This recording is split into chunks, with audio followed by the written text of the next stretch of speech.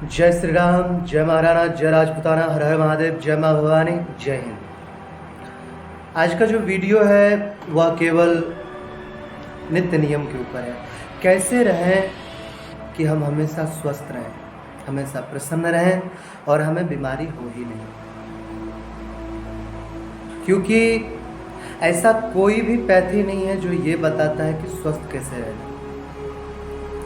आप देखो, एलोपैथी बताएगा कि ये बीमारी हो जाए तो आपको ये दवाई लेनी है, ये हो जाए तो ये लेनी है।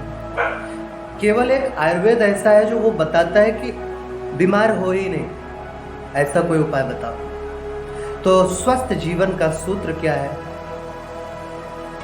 जो मैंने अपने ऊपर अनुभव किया है। कई वर्ष हो गए मैं प्रायः बीमार नहीं पड़ता हूँ।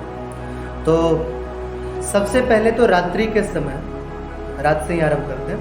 रात्रि के समय किसी तांबे के पात्र में जल रख लीजिए और 1 लीटर 2 लीटर जितना आप पीते हैं इतना रख लीजिए। प्रातः काल आपको 3 बजे 4 बजे, लास्ट 4:30 बजे तक जग जाना चाहिए। अगर आप 3 बजे जगते हैं और अपने नित्य नियम के बाद अपने लक्ष्य पर ध्यान देते हैं और जो करना है, जो बनना है उस पर लग जाते हैं, तो आपको कोई फेल नहीं कर सकता। अगर आप 3 बजे जग जाते हैं तो प्रातःकाल जगने के बाद सबसे पहला नियम लीजिए। इट डजंट मैटर कि आपको हाथ देखना है, कराग्रे वसते लक्ष्मी करना है, आप जो करना चाहे करें। मैं स्वस्थ जीवन का केवल बताऊंगा।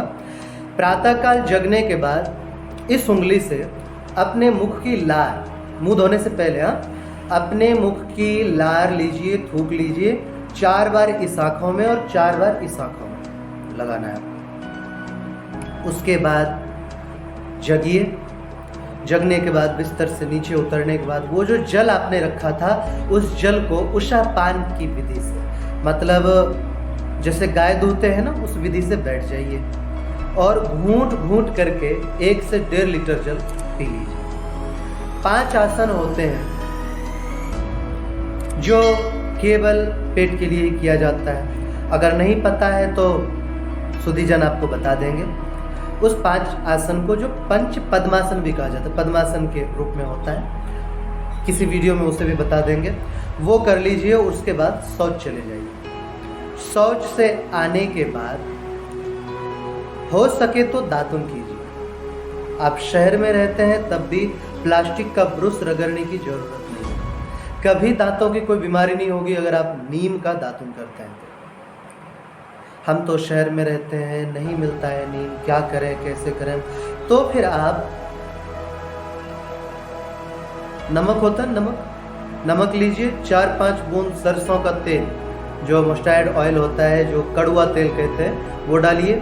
1 चम्मच नमक लीजिए और उसको दांतों पर लगाइए। पायरिया नहीं होगा कभी जीवन में। आँखों का जो बताया, आँखों में लगाने से कभी चश्मा चढ़ भी गया है ना तो 2-3 महीने में चश्मे के नंबर कम होने चालू हो जाएगा और एक दिन खत्म हो जाएगा। आँख टेढ़ा है तो भी वो जो थूक लगाओगे सुबह सुबह समाप्त हो जाएगा। और तांबे के पात्र का जो जल पियोगे उस जल में यह प्रभाव रहेगा कि आपकी बुद्धि अत्यंत तीव्र हो जाएगी। बहुत सारी बीमारी तो ऐसे ही नहीं होगा यार।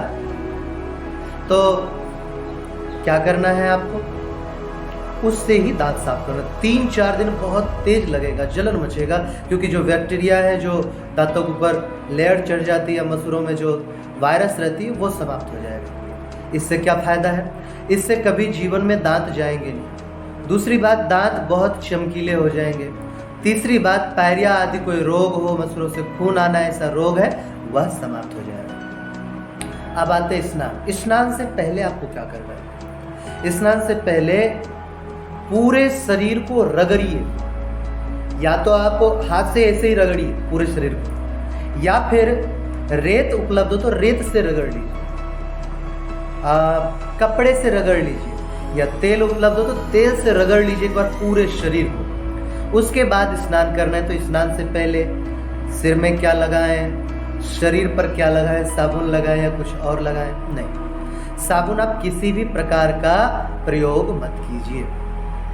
बहुत लोग सिर में साबुन का यूज करते हैं तो प्यास नाम की बीमारी हो जाएगी, रूसी, डैंड्रफ हो जाएगी। तो साबुन नहीं लगाना है, शैम्पू यूज नहीं करना है। क्या करें? रामदेव बाबा करे, कोई भी बाबा क्यों ना हो, साबुन बनाते समय कास्टिक आदि का यूज किया जाता है, प्रयोग किया जाता है, वो आपके लिए हानिकारक होता है। तो क्या करें, सबसे सस्ता साबुन और शैम्पू बताऊं आपको, सबसे सस्ता, इससे सस्ता कुछ नहीं। सबसे सस्ता है कि आप ले आइए खल, खर कहते हैं कुछ जगह, कौन सा, सरसों का खल। सरसों होता है ना, उसको जब पेड़ते हैं वो तेल निकल जाता है, उसके बाद जो बचता है उसमें, वो ले आइए। बहुत सस्ता होगा, 20-30 रुपये किलो, ज़्यादा से ज़्यादा, पता नहीं, मैंने खरीदा नहीं, लेकिन इससे ज़्यादा महंगा नहीं। 1 किलो ले आइए, आपका कई महीना चलेगा। उसको जल में भिंगा लीजिए। अगर आपको उसे और इफेक्टिव करना है तो आधी चम्मच हल्दी डाल दीजिए, 1 कटोरी में भिंगा लीजिए, वो कई दिन तक जाएगा। उसे सिर पे लगा के रख लीजिए, शौच से पहले ही सिर पे लगा लीजिए, और जब स्नान करें 15-20 मिनट बाद तो उसको धो लीजिए। और वो उससे अच्छा कंडीशनर कुछ हो ही नहीं सकता, त्वचा चमकेगी आपकी। उसके बाद स्नान कर लिए, अब आप जो नित्य नियम करते हैं उस नित्य नियम में लग जाइए। 3 चीज़ जो मैं नित्य नियम से सेवन करता हूँ, अगर आप लोग चाहें तो कर सकते हैं। नीम चाहे 4 पत्ता चाहे 5 पत्ता नित्य सेवन कीजिए। और तुलसी, और जो मैं सेवन करता हूँ दूर्वा का रस, या फिर जो गेहूं का ज्वारे का रस होता है ना, उसका सेवन करिए। हमेशा ताकतवर बने रहोगे, हमेशा ही मतलब मजबूत बने रहोगे। उसके बाद आप जो कार्य करते हैं करें। अगर आप हिंदू हैं तो मैं आपसे कहता हूँ कि आपको ज़्यादा नहीं भी कुछ तो गीता के 10 श्लोक का पाठ रोज करना चाहिए। हमें गीता नहीं आती साहब, संस्कृत पढ़ना नहीं, इट डजंट मैटर, अब कोई बात नहीं, आप अशुद्ध पढ़ो लेकिन पढ़ो। 10 श्लोक जो रोज जरूर पाठ करो, और हनुमान चालीसा का पाठ अवश्य करो। आपको जिम जाना चाहिए, जिम नहीं जा सकते तो घर में योग आसन प्राणायाम जरूर करना है, स्नान के बाद में करना है, ये ध्यान रखिए। प्रातःकाल रनिंग मत कीजिए, फौजियों के लिए सही है वो जो करते हैं, लेकिन अगर आप आम व्यक्ति हैं, आम सिटीजन हैं, आप विलेज में रहने वाले व्यक्ति हैं तो प्रातःकाल रनिंग मत कीजिए, सायंकाल आप कर सकते हैं। हार्ड वर्किंग जितनी चीज़ें हैं सायंकाल करें। उसके बाद आ जाते हैं भोजन। हो सके तो ज़्यादा से ज़्यादा कच्चा भोजन कीजिए। आप देखिए पूरी सृष्टि में मनुष्य के अलावा और कौन है जो पका हुआ भोजन खाता है? कोई भी नहीं। और मनुष्य की हालत देखते हैं कितनी खराब है। तो ज़्यादा से ज़्यादा कच्चे भोजन का आहार ग्रहण करें, और हो सके तो सुबह 9 बजे से पहले ही भरपेट भोजन कर लीजिए। ये जो बाल भोग वाला सिस्टम है ना, नाश्ता जिसको ब्रेकफास्ट कहते हैं, ये खत्म कीजिए, आवश्यक ही नहीं है इसके। 9 बजे से पहले अगर आप भोजन कर लेते हैं, उसमें कुछ भी खा लीजिए, आपका पच जाएगा। पुराने ज़माने की कहावत है, प्रातः का भोजन मतलब सुबह का भोजन राजा जैसा, दोपहर का राजकुमार जैसा, और शाम को भिखारी जैसा। मतलब दोपहर को एक तो भोजन मत कीजिए, और करना हो तो बहुत हल्का आहार ग्रहण कीजिए। सायंकाल आप अगर चाहते हैं भोजन करना तो सूर्यास्त से पहले, हो सके तो 5 बजे से पहले भोजन ग्रहण कर लीजिए। अंधेरे के बाद, वो बात नहीं है कि जैनी क्यों नहीं ग्रहण करते, ये क्यों नहीं ग्रहण करते, मुख्य ये है कि अंधेरे में जैसे सूर्यास्त हो जाता है, आपकी अग्नि जो है पेट की पेट में जो पचाने का वो काम करती है, वो मंद हो जाती है, मंदाग्नि हो जाती है। इसलिए अंधेरे में भोजन मत कीजिए। सायंकाल किसी भी भांति 10 बजे तक तो सो ही जाइए। ऐसे तो 9 बजे तक सो जाइए, बहुत स्वस्थ रहेंगे, कभी बीमार नहीं पड़ेंगे। लेकिन फिर भी मजबूरी है तो 10 बजे तक अवश्य सो जाइए। वो अलग बात है, जिनका नाइट ड्यूटी है उनको अलग करना है।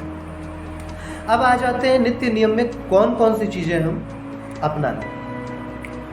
कभी भी जल पीते हैं तो वह हमेशा बैठ करके पीजिए, क्योंकि अगर आप खड़े खड़े जल पीते हैं तो घुटना का जो दर्द है वह कभी भी समाप्त नहीं हो सकता, कभी समाप्त नहीं होगा, घुटना का दर्द होगा ही होगा।